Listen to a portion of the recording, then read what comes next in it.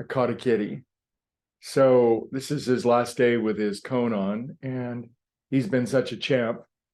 2 weeks he's been wearing this thing, and it was a nightmare for the first day, but boy, did he learn to adapt. He goes a million miles an hour and charges up to the top of trees and leaps 15 feet after birds, and he is in no way restrained by our cone. So let's see if each and every one of us can be unrestrained by our cones. And the topic this week, the phrase being and becoming came to mind. The tug of war between being and becoming.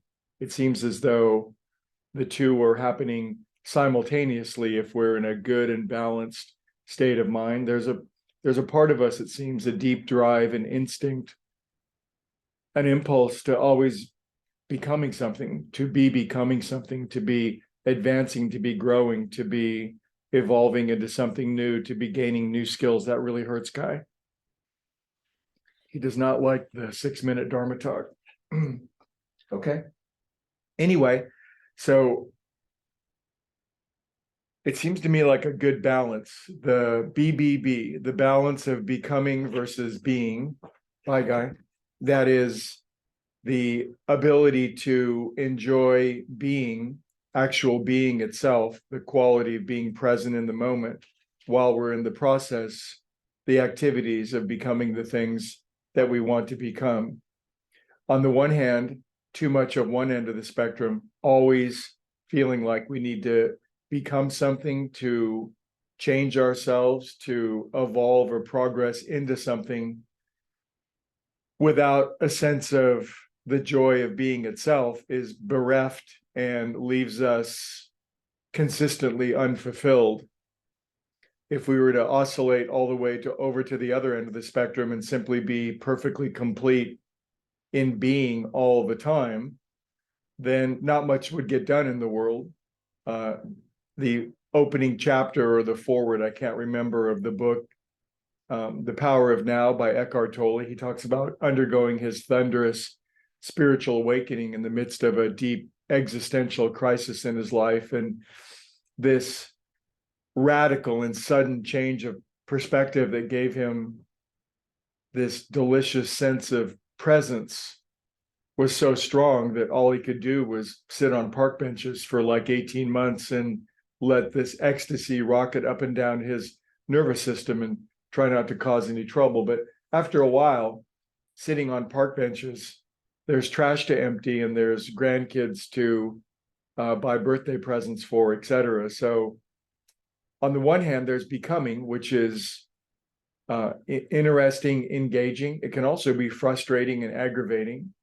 And then there's the art and science of being present in the moment, be here now, the subject of every spiritual book ever written. How many of those have you read? Me too. Time for a new bookcase, right? And so the art and science of living is to balance these beautiful qualities of being and becoming. What I'd like to say today as meditators is I want to talk about the arrow that moves from being to becoming. If we're always just trying to become more and more and more in order to find a satisfied sense of being, then it's quite easy to be cast adrift and to be lost in the world and be swayed by influences other than our own soul and our own destiny. By this, I mean, if we don't know who we really are, if we don't have an authentic sense of self, if we haven't developed that yet, we might be compelled or inspired. Thank you for the mouse. You're a very good cat.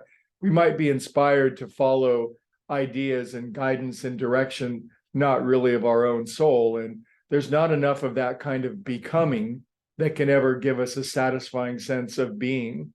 So the way the arrow works, in my humble opinion, and I would ask you to think about this for yourself, because I'm not here to come up with conclusions for you. I'm here to help you ask big questions. By meditating and finding our deep sense of being, our inspiration, our impulses, our creative designs come from the depths, the deepest core of ourselves, that mysterious center of our being. And then the things we move out into, our pursuits, our engagements, our activities, our designs for living are then inspired, and then our becoming is satisfying and fulfilling. So in that way, we can live the best of both worlds simultaneously. We can be immersed in the glory and the miracle of being in any given moment, and also be simultaneously delightfully engaged in the activities and the joys of becoming, being and becoming. So food for thought, and I'll see you all tomorrow.